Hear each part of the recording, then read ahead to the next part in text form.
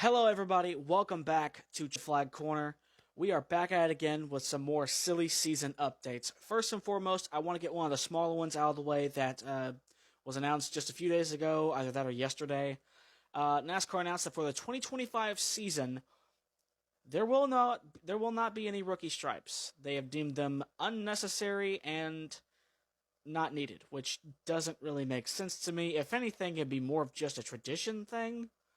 I mean, for me, it's tradition. Rookies have always had rookie stripes on the car at some point. It just doesn't make sense to me. It seems like a tradition, as much of a tradition as the Daytona 500, or the Brickyard 400, or the championship race, or giving Joey Logano the championship on an even number year. No, but seriously, it blows me away that they would decide to do something like this. I mean, it doesn't really change much, but it's a traditional thing for me. I am gonna miss it, but we'll come back to it here in a few minutes. What I really want to get down to is the big news that broke this morning via X and Instagram. Trackhouse Racing released a video on their X and their Instagram accounts, as well as a number of photos showcasing two cars, the number 88 and the number 87. First and foremost, the number 87 will be driven by Connor Zilisch, making his NASCAR Cup Series debut at the age of 18 at Circuit of the Americas. And the bigger thing is we have a sponsor that is returning for the first time in over 11 years. I believe the real number of years, I believe it's either 13 or 14 years. But I say over 11 because I'm not doing math right now. Red Bull will give its wings back to NASCAR. Red Bull returns as a primary sponsor for Shane Van Gisbergen and Connor Zilisch when he makes his debut at Circuit of the Americas. Now, as we all know, SVG and Red Bull have a pretty good history down in the V8 Supercar Series, and we kept seeing Red Bull on his helmet, and we were wondering, are they going to sponsor his car when it comes to Cup, or is it just going to be on his helmet? And we got the answer. So without further ado, I'm going to go ahead and show you the cars. Let's get into it. So here we have it. These are the 88 and 87 Chevy Camaros sponsored by Red Bull. Of course, you can see the 88 there in the top right next to the 87. They're both very similar paint schemes, but there are some key differences. Now, in that second photo, the one in the very middle here, you look at the back of the 87, and you can see a yellow stripe. That's where I was talking about. We're going to come back to the rookie stripes. For some reason, I guess maybe they filmed all of this before NASCAR made the yellow stripe announcement, although it does seem weird to me that NASCAR was going to make this announcement and the teams just genuinely didn't know. It does seem weird to me that would be the case. But it is cool to see what they would look like with actual rookie stripes. Now, the 87 is, of course, the infamous Red Bull dark blue, with the Red Bull and yellow, the actual Red Bull logo on the side with the 87. And you see the white patch on the back, on the rear fender, as well as the back deck lid with a red stripe underneath it.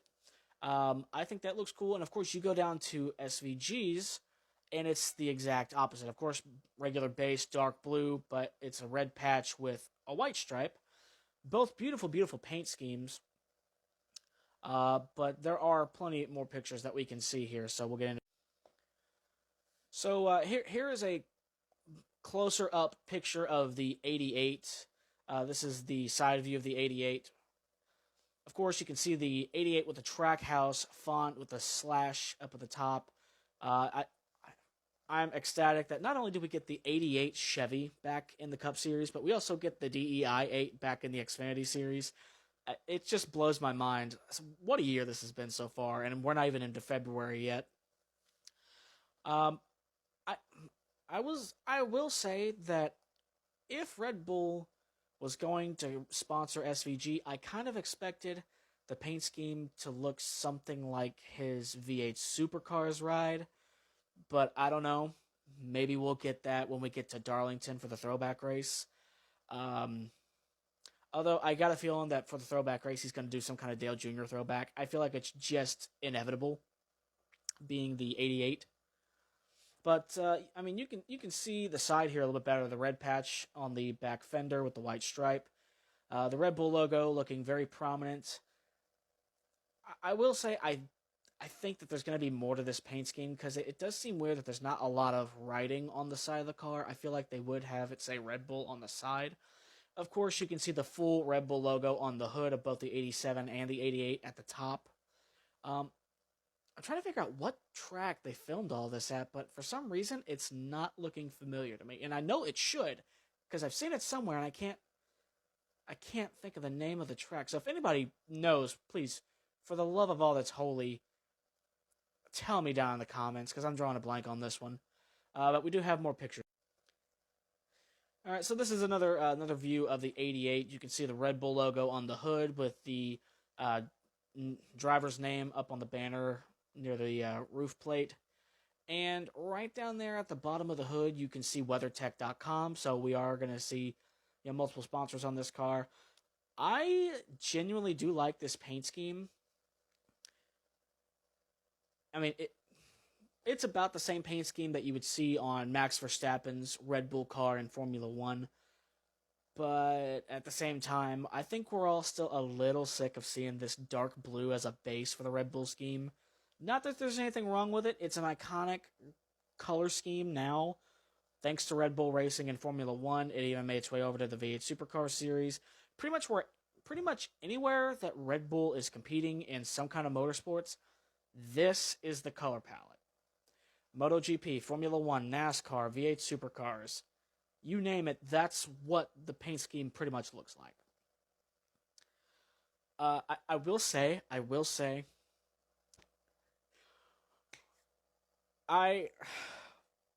now that we have Red Bull back in NASCAR, that only gives us more reason to want Max Verstappen to run Project 91. Max Verstappen in Project 91 with Red Bull sponsorship. Please, somebody get on that. Trackhouse, get on that, please. Maybe make it happen at Mexico City. Unless there's already a driver lined up for Mexico City for Project 91. I think there is, if I'm not mistaken. But again, drawing a blank. I like this paint scheme, I really do. But we do have one more picture.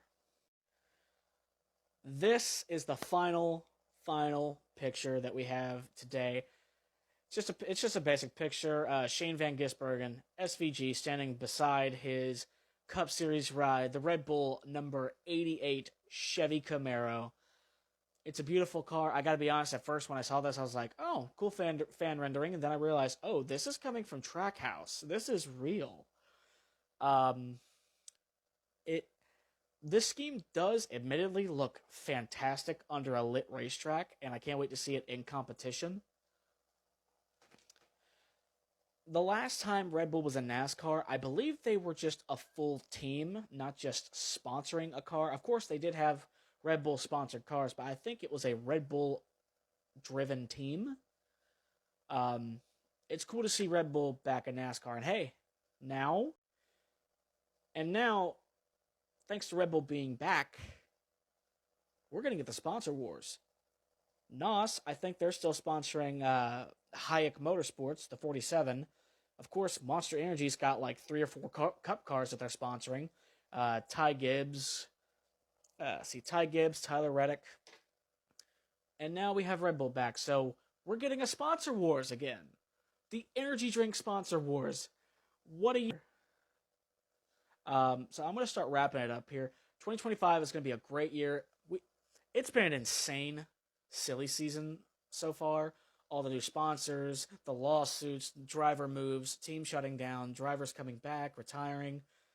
It's crazy, but we're going to stick with it. The Clash is in just a couple of weeks, I think 10 days away.